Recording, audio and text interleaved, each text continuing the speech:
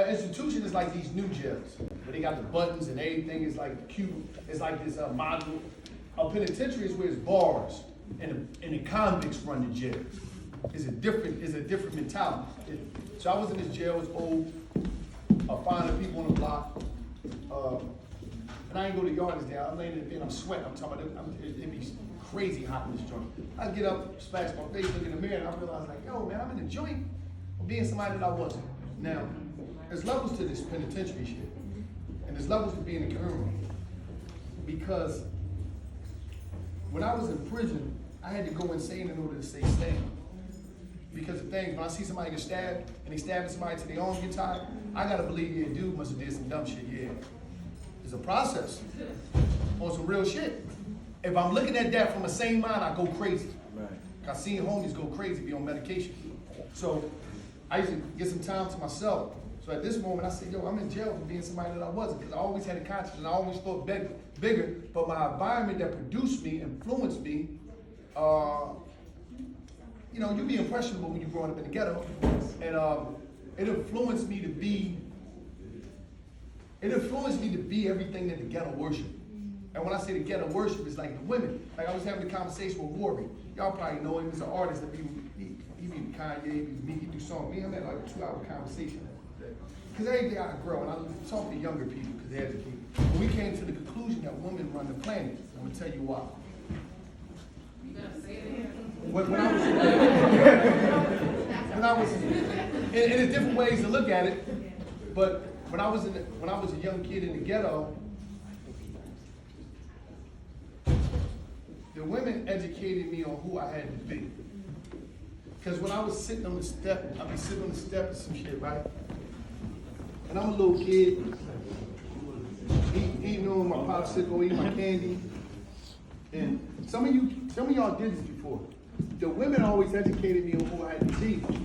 So when I'm sitting there eating my step, and I'm sitting on the step, and I see the drug dealer jump out the bins with chains on, only the most beautifulest girls in the neighborhood talk to them guys.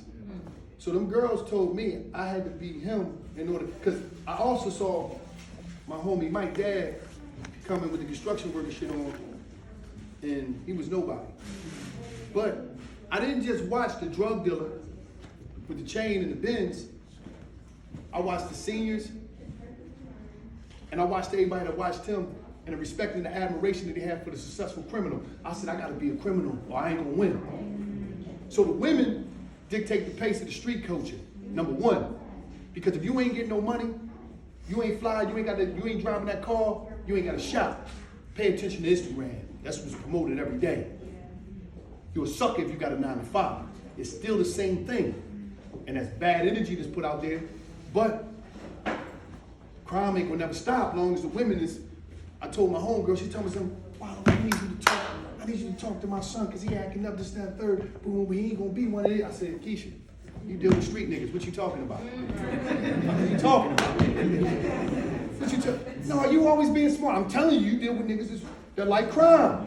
How you gonna tell me to talk to your son and not be no criminal and his mom love criminals? Come on. You got babies by criminals. You gotta be mindful. Y'all run the street element. I know some rich people, right? Some filthy rich people. I done been in some places.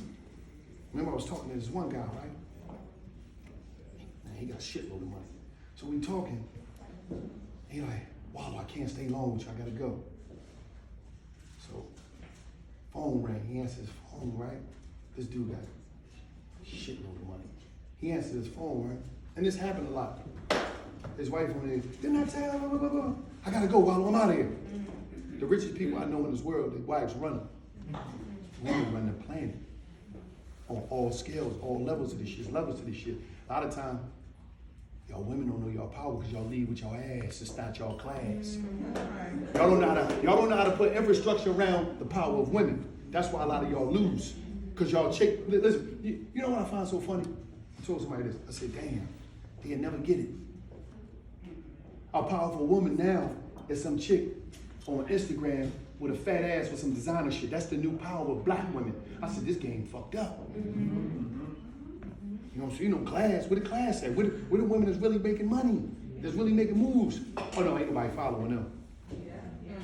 Ain't nobody following them. They following all the crazy shit. So now, and then it's a division of man versus woman. It's a battle. No, he can't do this. Everything is about a man. Everything is about, like, I ain't gonna front, man. Black men getting their ass kicked out here. And I'm gonna tell you why.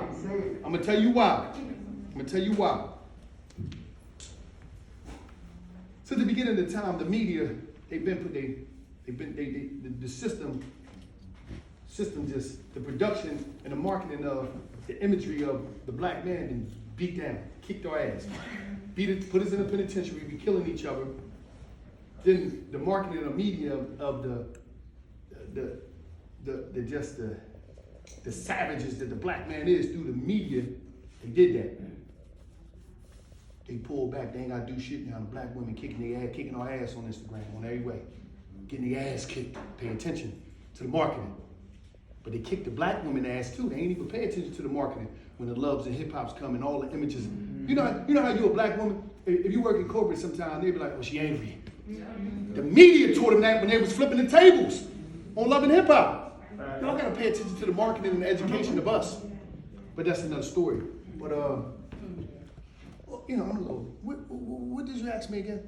I go crazy. My main question was, when did the alarm come on? Oh yeah, that shit came on when I was in the penitentiary and I realized I was on some, How long were you in jail at that point? probably a decade and a half. Wow. You see what I'm saying? It took time. That's why I tell people shit come on different. Yeah. You know what I mean? In the penitentiary, sometimes it's just like as if you're you and the criminals. And people learn new shit. Yeah. And that's why if you got somebody that's in the prison, when they come on, be patient with them. Yeah.